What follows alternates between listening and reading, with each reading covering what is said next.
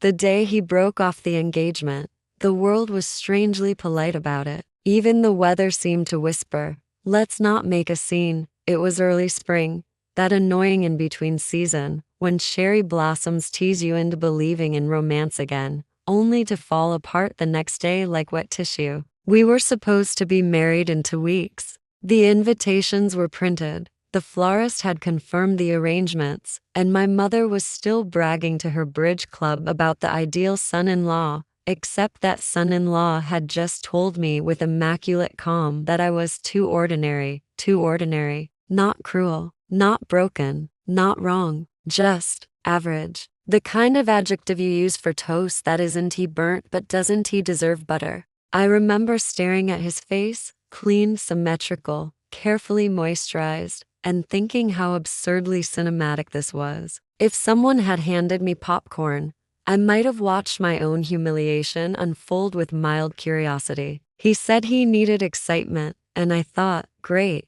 maybe try a roller coaster next time instead of a Fianchi. The venue called later that day. They said they'd heard the news from his side. I nodded into the phone, pretending I was already over it, pretending I wasn't staring at the dress hanging on my closet door like a ghost who refused to move on. When I told my parents, my father sighed like someone had dropped his favorite stock. My mother went silent, then busy, which was her version of heartbreak. She ironed every tablecloth in the house, as if neatness could compensate for disgrace. That night, I sat on the apartment floor, surrounded by leftover decorations, gold ribbons, candles I'd bought in bulk, a bottle of champagne that suddenly tasted like sarcasm. I popped it anyway. If I was going to cry, I might as well do it with bubbles. A friend texted, "You'll find someone better." I wanted to reply, maybe I'll just become someone better instead, but I didn't. I just stared at the message until the screen went dark, like the end of a scene that didn't deserve a sequel. The next morning, I threw away the guest list but kept the seating chart. There was something therapeutic about knowing exactly where everyone would have sat. It felt like holding the map of a country that no longer existed. And as I folded it up, I promised myself, if he thought I was too ordinary, then I'd become the kind of ordinary that people write business articles about. The kind that doesn't sparkle in a wedding dress, but glows under fluorescent boardroom lights. It wasn't anger, not really. It was a quiet, simmering sort of clarity, the kind that doesn't burn but stays warm long enough to rebuild an empire. The kind that starts with heartbreak and ends with headlines. Still, that night, before sleep took me, I caught myself whispering into the dark, "Too ordinary, huh? We'll see." And the silence that followed didn't answer, but it did listen. I moved out 2 days later, taking only the essentials, clothes, laptop, and my dignity, which was hanging by a single thread but still technically intact. The landlord looked at me with that awkward sympathy reserved for people who just got dumped and are pretending it as a fresh start. He said, "You're brave." I smiled. "No, I'm broke." My new apartment was a studio the size of a generous closet, with walls so thin I could hear my neighbor's emotional support blender every morning. But it was mine to cry in, mine to rebuild in, mine to fill with the faint smell of burnt toast and ambition. I started working long hours at a mid-level marketing firm, the kind of job that promised growth opportunities, which really meant unpaid overtime and free stress. I became friends with coffee, not the romantic, Instagram latte kind, the stale, half-cold kind that you forget on your desk while rewriting the same sentence in a PowerPoint slide. At first, revenge wasn't on my mind.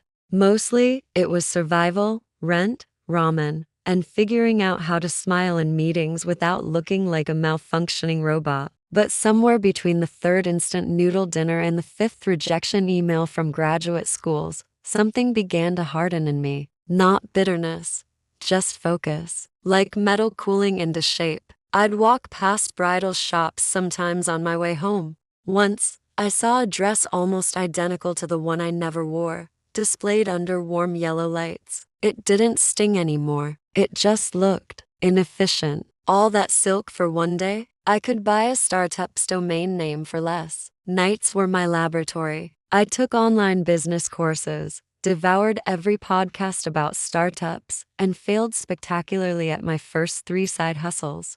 The first was an e-commerce site selling scented candles with empowering names. They smelled like disappointment and eucalyptus. The second was a blog about minimalism, ironic, considering I own 17 mugs. The third was a social media account where I posted quotes like "bloom where you planted" and got exactly 6 followers, 2 of which were bots. Failure became my roommate, sitting quietly beside me at 2 a.m., sipping the same cold coffee. But I didn't mind. It taught me things the engagement never did, like how to keep going when no one is watching, and how to laugh at your own incompetence before it crushes you. Then one morning, after a particularly long night of revising a business plan that no investor would ever read, something clicked. Literally, the old coffee machine made a satisfying click before giving up entirely. And as I stood there, holding an empty mug, I realized that maybe I didn't need permission from an investor, from him, or from anyone to start something real. So I did.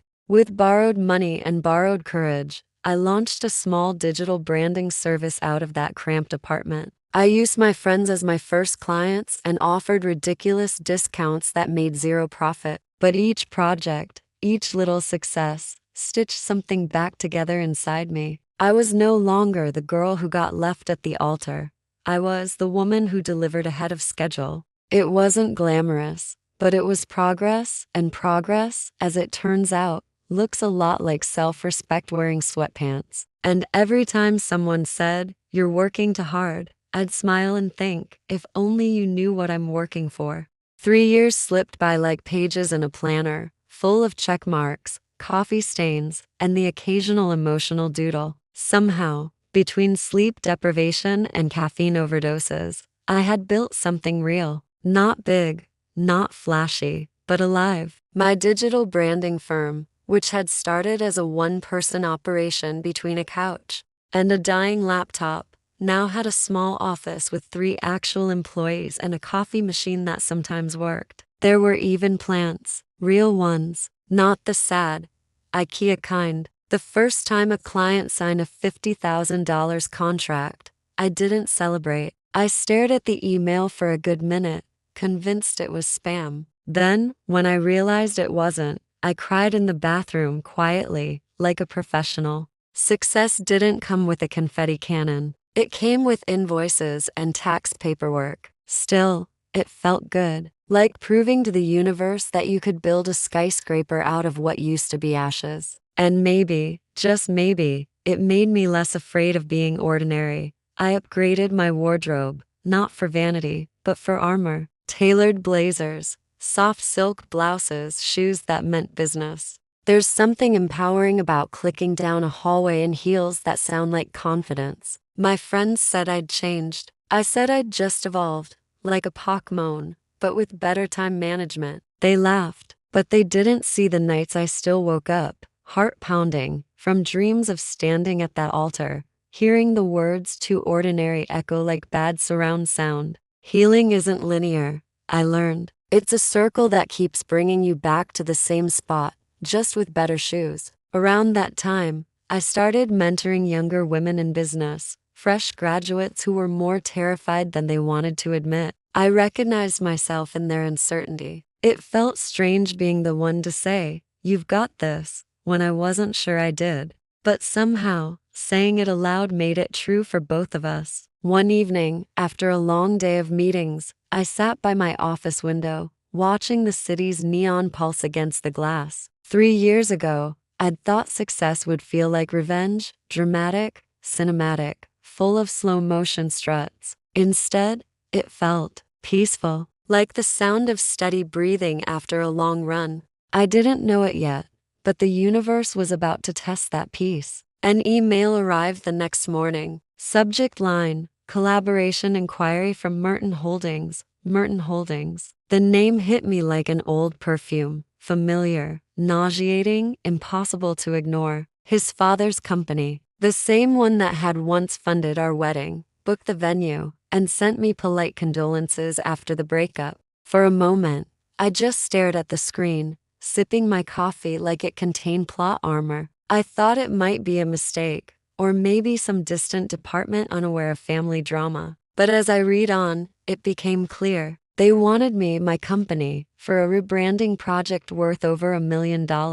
I laughed, out loud, alone, a sound halfway between disbelief and irony. The universe apparently had a sense of humor and impeccable timing. I closed my eyes and whispered, well, hello, karma. The wedding never happened. But maybe, just maybe, the real ceremony was about to begin. I stared at the email again, just to make sure I wasn't hallucinating from too much caffeine. Nope, still there. Merton Holdings requests a proposal for a full corporate rebranding project. It even had the polite sign-off, looking forward to working together. The phrase felt like biting into something sweet and finding glass. For a few hours, I didn't reply. I just walked around the office, trying to decide if this was fate, irony, or some cosmic practical joke. My assistant, Julia, asked what was wrong. I smiled, that calm, dangerous kind of smile people give when they're plotting something, and said, nothing. Just an interesting opportunity. I spent that night preparing the proposal. My fingers moved fast, like they already knew what this moment meant. It wasn't about money, not anymore. It was about walking into the same world that once kicked me out and taking a seat at the head of the table. The next morning, I clicked send, and just like that, the past was officially in my inbox. A week later, I was invited to a formal meeting to discuss the deal. Boardroom, AM Monday. Merton Holdings headquarters, still one of the most intimidating glass towers in the city. I used to visit it as a Yankee, carrying homemade lunches and naive pride. Now I was coming as a CEO. The morning of the meeting, I dressed with precision. A cream blazer, black slacks, subtle gold earrings, professional, but sharp enough to draw blood. And as I caught my reflection in the elevator mirror, I almost didn't recognize the woman staring back, the one who had learned to weaponize grace. When I entered the boardroom, the first thing I noticed was the silence. Conversations slowed, eyes turned, and then there he was, across the table. Same perfectly styled hair, same confident posture, but the smirk, slightly dimmed. For a split second, I wondered if he'd recognize me. He did. Of course he did. His expression flickered, shock, discomfort, maybe even regret, before settling into polite neutrality. He said, I didn't expect to see you here. I smiled evenly. Neither did I. Life's full of surprises, isn't it? His father, Mr. Merton, extended a hand. Miss Tanaka, we've heard excellent things about your company. I shook it firmly. I hope we'll live up to them. And we talked about branding, timelines, deliverables, all in that crisp corporate dialect where emotions are disguised as bullet points. Every now and then, I caught his gaze. He tried to maintain composure, but the flicker of discomfort in his eyes was delicious. It wasn't petty satisfaction. Okay, maybe it was a little petty. At the end of the meeting, his father said, we'll move forward pending your signature. I nodded, reaching for the pen. It was silver, engraved with the company logo, the same logo my firm would soon redesign. Poetic, really. As I signed, I couldn't help but think about that engagement ring, how it used to sparkle on this very hand. Now, the only thing that glimmered was the ink of $1 million deal. When the papers were done, I looked up at him, the ex who once thought I was too ordinary. Pleasure doing business, I said. He hesitated, then replied softly, you've changed. I smiled. No, I just stopped apologizing for who I am. On the elevator ride down, I exhaled for what felt like the first time in years. The city stretched below me, loud and alive. And for once, I didn't feel small inside it. I felt inevitable. Maybe success wasn't the opposite of heartbreak. Maybe it was just what happened when you stopped letting heartbreak define you. The next few weeks unfolded like a déjà vu I'd finally gotten to rewrite. Emails, strategy calls, draft approvals, all perfectly civil, all beautifully ironic. Every time I saw the company letterhead with Merton Holdings at the top, I had to resist the urge to frame it next to my old wedding invitation. The project was massive, a complete rebranding from logo to corporate tone. We were essentially giving their empire a new identity, and I was the one holding the pen. There was something deeply satisfying about that, as if I were repainting history in shades. That finally suited me. Our first major presentation was scheduled 2 weeks later. And yes, he would be there. He was now the vice president of marketing, the same department that had hired my firm. The universe clearly loved a dramatic plot twist. The morning of the presentation, I walked into the conference room early. The screen glowed with my company's logo, crisp and confident. Julia whispered, "You okay?" I nodded. "Better than okay. I've waited 3 years for this PowerPoint." He arrived right on time, punctual, polished, pretending this was just another meeting. He greeted everyone, but when his eyes landed on me, his voice faltered slightly. "Miss Tanaka," he said, "all business." "Mr. Merton," I replied, matching his tone so perfectly it might have been rehearsed. As I began the presentation, something clicked inside me. Every word, every slide, every confident breath was a quiet rebellion against the version of me that once trembled under his approval. Now he was the one taking notes. When it ended, there was a moment of silence, the good kind. His father clapped first. "This," he said, "is exactly what Merton Holdings needs. Bold, elegant, grounded."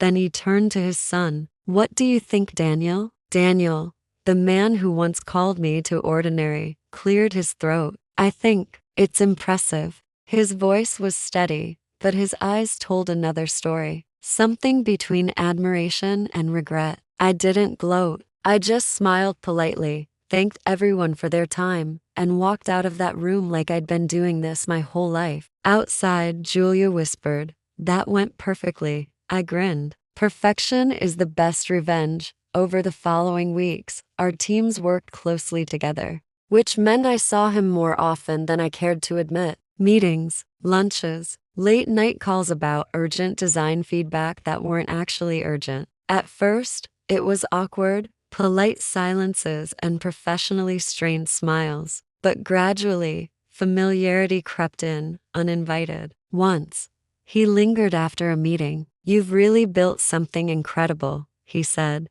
"Thank you," I replied, keeping my voice even. "It took a lot of caffeine and disappointment." He chuckled softly. "I deserve that." "Yes," I said, "you do." There was no malice in it, just honesty. We stood there, in the same office where our lives had diverged, surrounded by polished glass and fluorescent light. And for the first time, I realized I didn't hate him anymore. He was just part of a story that had already ended. Still, seeing him watch me, seeing the respect, maybe even a trace of longing, was its own quiet victory. Not loud, not cinematic, just enough to remind me how far I'd come. That night, I walked home instead of calling a car. The city buzzed with energy, and I felt it pulse beneath my feet. Once, I had cried on these same streets, makeup smudged, heart cracked. Now, I walked with my chin high, heels clicking to the rhythm of my own success. And as I passed a cafe window, I caught my reflection, confident, calm, alive. If this was what ordinary looked like, I thought, the world needed more of it.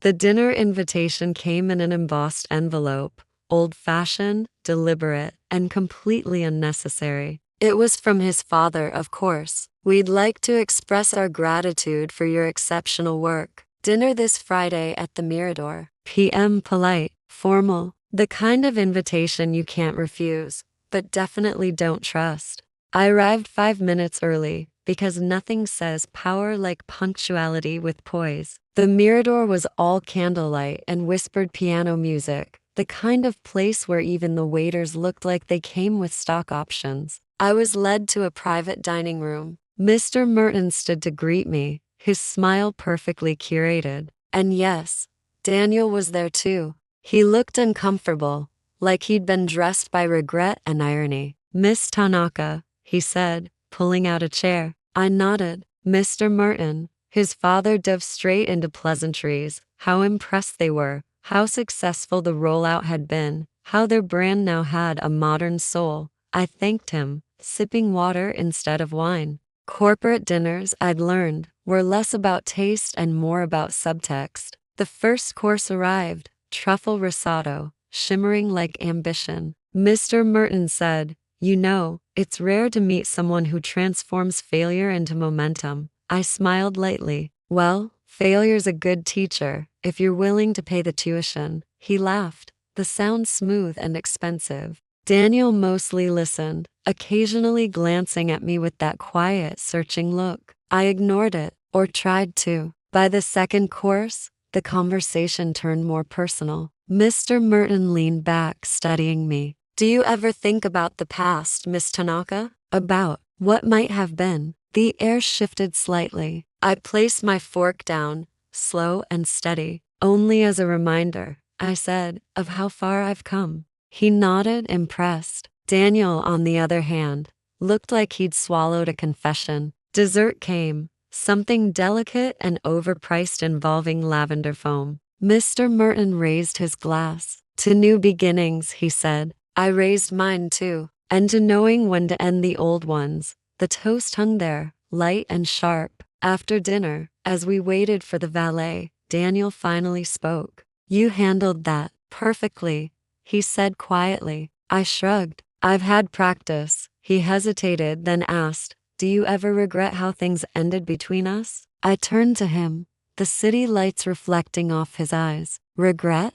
I echoed. "Sometimes, but not in the way you think." He frowned slightly. "I regret not realizing sooner that I didn't need your validation to feel valuable." For a second, he looked like he wanted to say something else, something human. But the valet pulled up, and the moment dissolved into headlights. I slipped into my car, closed the door, and let the night exhale around me. The leather seats were cool against my palms. My reflection in the window looked tired, but peaceful, like someone who had finally stopped rehearsing her pain.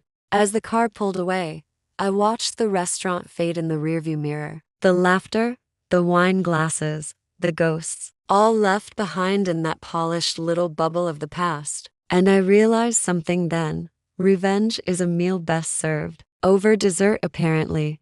The following month, whispers began to circulate, the kind that glide through corporate hallways like perfume and poison. At the same time, Merton Holdings, it seemed, was wobbling. Quiet layoffs, tense board meetings, delayed payments, the polite symptoms of panic. At first, I brushed it off. Big companies go through turbulence all the time, but the signs kept stacking. An executive resigned. A press release vanished overnight. And then, one afternoon, Julia peeked into my office, eyebrows raised. "You might want to see this."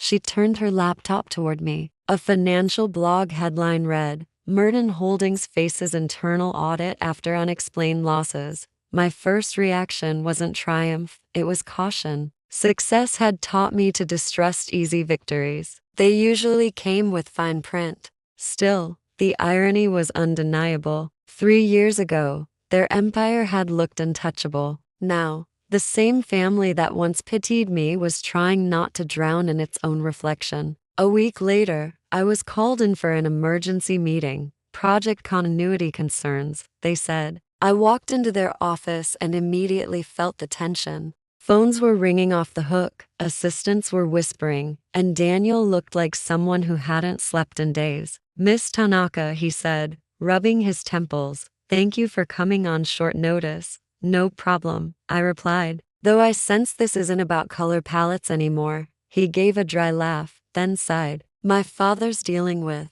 issues. There might be restructuring. We may need to pause parts of the campaign." Pause. Such a polite little word for chaos. I looked at him, really looked at him, and saw what used to intimidate me now looked fragile. The polished air, the golden boy, cracked around the edges. He'd aged, not in years, but in pressure. "Daniel," I said softly, "are you okay?" He hesitated, then shook his head. "It's complicated. Internal audits, old debts, angry investors. You know the script."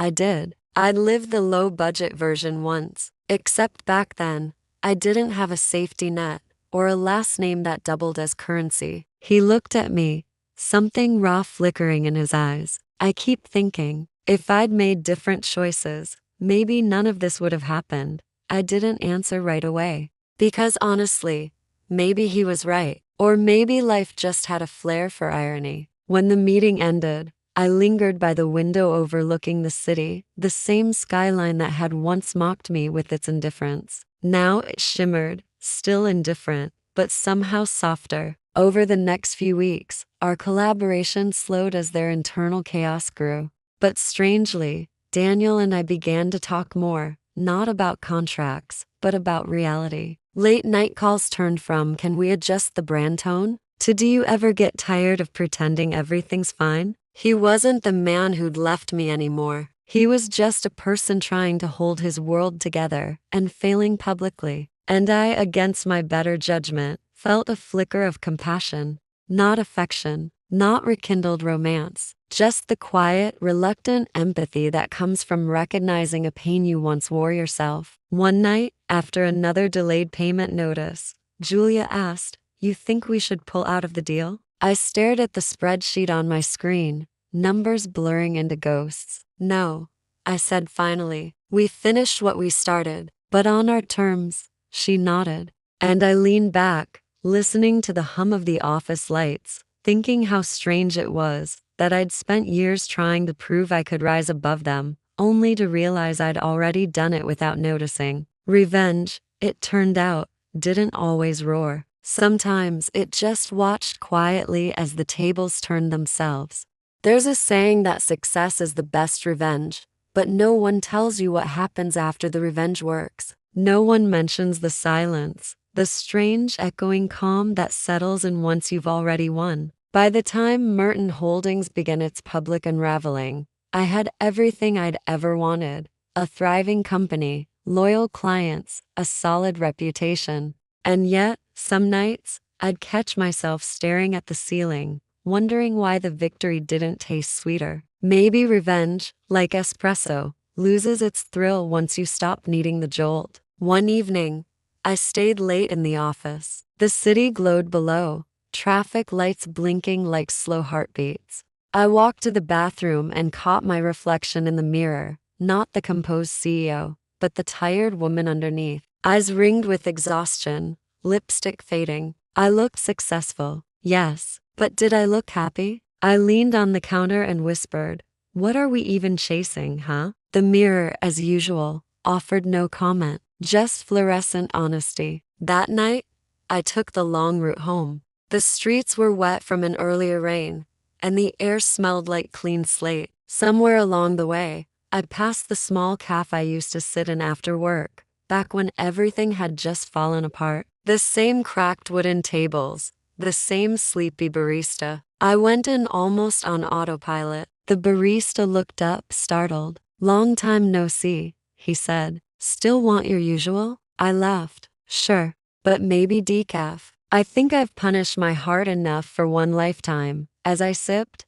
memories washed through me, the crying in the bathroom days, the job rejections, the nights I thought I'd never feel whole again. And weirdly, it didn't hurt anymore. It just felt like reading old diary entries written by someone I used to love but outgrew. I realized then that I wasn't angry at Daniel anymore. Not even a little. He was just part of the origin story, a chapter, not the book. Still, curiosity has its own gravity. The next week, when he called asking to catch up, I said yes. Not because I needed closure, but because I wanted to see how the past looked under fluorescent lighting. We met at a quiet rooftop bar. He looked different, older, humbler, like someone who'd learned that charisma isn't a currency that always holds value. "I owe you an apology," he began. I smiled faintly. "You owe yourself one more," he exhaled. "You were never ordinary. I was just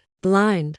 The sentence landed softly, not like a wound, but like an overdue truth. "I know," I said simply. Then I added, "But thank you." We talked for hours, not as ex-lovers, not even as rivals, but as two people finally freed from the story they wrote each other into. He told me about the chaos at work, his father's declining health, his plans to start over somewhere smaller. I told him about the company, the mentorship program I'd launched, the peace I was still learning to keep. At the end of the night, he said, if things had gone differently, I interrupted gently, then we wouldn't be who we are now. He nodded. You're right. We said goodbye under the faint hum of city lights. No promises, no regret, just two ghosts shaking hands before fading into separate directions. On the drive home, I rolled down the window and let the night air tangle my hair. It felt like release, like exhaling after holding your breath for 3 years straight. Maybe that was the real win. Not revenge, not success, just freedom, quiet, unadvertised, utterly mine. After that night, everything began to shift in ways too subtle to notice at first. I still went to meetings, still signed deals, still wore the same crisp blouses and calm expressions, but something inside me had softened, like a knot finally untied. I stopped seeing success as a shield. It had protected me long enough. Now it was time to let it breathe. I began spending more time with my team, not just as their boss, but as someone who remembered what it felt like to start from nothing. We celebrated small victories, a tricky client won over, a project finished ahead of schedule, even surviving Monday mornings without caffeine-induced chaos. One Friday, during our weekly debrief, one of the interns nervously asked, "Ma'am, how did you get here? Like, all this?" I smiled, swirling the coffee in my mug. Well, I said, someone once told me I was too ordinary, so I decided to become extraordinary. But not for them, for me.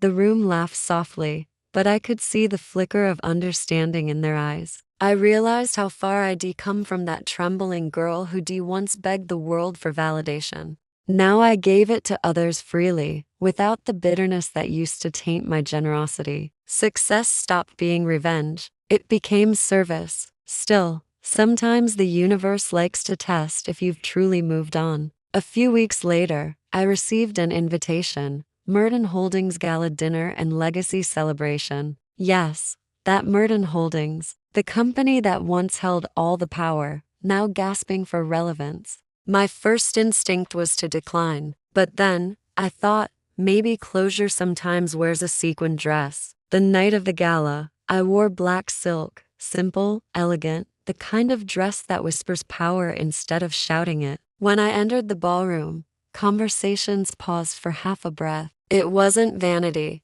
it was recognition. People remember the girl who fell. They're always surprised when she gets back up in heels. Mr. Merton, Daniel's father, approached me first. His hair was thinner, but his handshake still firm. "Miss Tran," he said, or should I say, "Madam CEO?" "Just Lily is fine," I replied, smiling. He chuckled. "You've built something remarkable. You have my respect." That meant more than I expected. Respect, after all, was the currency I'd been chasing even when I didn't know it. Daniel arrived later, escorting a group of new executives. Our eyes met briefly, no spark, no ache, just a quiet acknowledgement. The past between us had finally turned to dust. Throughout the evening, I gave a short speech, a simple thank you about collaboration, growth, and learning to rebuild with grace. It wasn't about proving anything anymore. It was about closure that didn't demand applause. When I finished, people clapped politely, and I stepped off the stage feeling lighter. For the first time, I wasn't performing strength, I was it. As I walked out into the night, the city felt different. Not larger or smaller, just right. I passed by the same streets I'd once trudged through in heartbreak, and they no longer looked cruel. They were just streets. I paused by a bridge, looking down at the water shimmering under the lights. My reflection stared back, calm, unguarded, real. I thought about how much I had lost, and how much more I had gained because of it. Maybe I mused, some weddings are meant to fall apart so that other unions, like the one between who you were and who you become, can finally happen. I took a slow breath, let the night air settle into my lungs, and smiled. For once, there was no need to hurry, no race, no revenge, just a quiet kind of victory.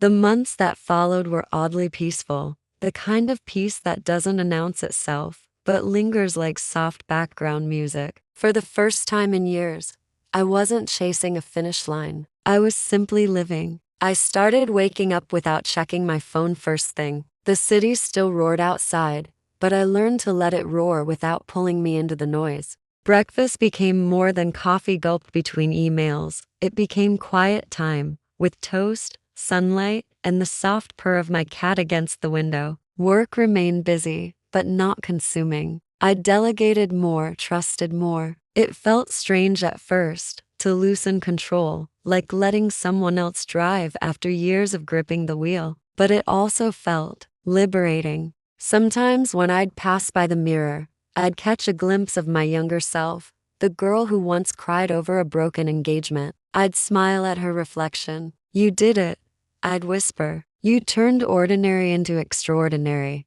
My company's success began to attract attention overseas. We signed a partnership with a tech firm in Singapore, expanding into a market I'd once only dreamed of. I flew there to finalize the deal, and when I stood in that glass tower overlooking Marina Bay, it hit me. This was the life I'd built from the ashes. But it wasn't the money, or the fame, or even the recognition that made me emotional. It was the quiet knowledge that I had rebuilt myself. When I returned home, I stopped by my parents' house. My mother greeted me with her usual fussing, my father pretending not to tear up. They'd seen me at my lowest, sitting at the same dinner table, eating instant noodles and pretending I was fine. Now, we laughed about it. Who knew heartbreak could pay off this well? My mother joked. I grinned. Guess pain's just really committed capital. One evening, I found an old showbox in the back of my closet. Letters, photos, pieces of a life that no longer fit.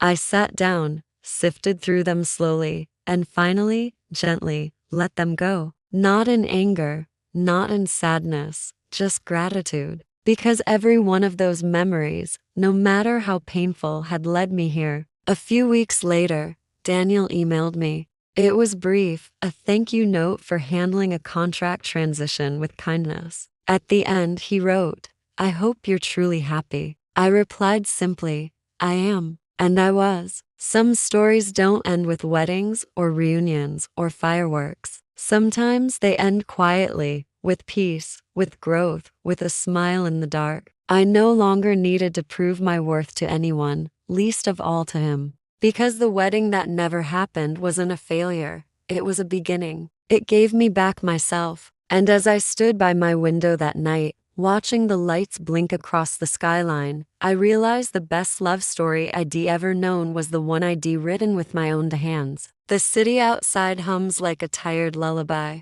You breathe in, slow and steady, feeling the edges of the story soften. No sharp corners now, just gentle ripples fading into calm. The echoes of heartbreak, ambition, revenge, all of it drifts away, replaced by something far quieter. Imagine the office lights dimming one by one, papers stacked neatly, coffee cups emptied, the last click of the door as it closes. Outside, the night stretches open, a sky wide enough to hold every version of you that ever tried, fell, or rose again. You picture her, the woman who once stood trembling in a white dress that never saw the aisle. Now she stands in the glow of her own choosing, her hands steady, her smile unhurried. The world no longer feels like a test. It feels like a rhythm, a slow dance she finally knows the steps to. Breathe again. Let that rhythm hum beneath your ribs. Inhale the weightless calm of knowing you've made peace with the past, and that peace is enough. You don't need applause. You don't need revenge. You are the quiet after the storm, the soft morning after the long night. And as you drift closer to sleep, imagine her whispering to you that you are already enough, that the story doesn't end here, and that sometimes the happiest endings are the quietest ones.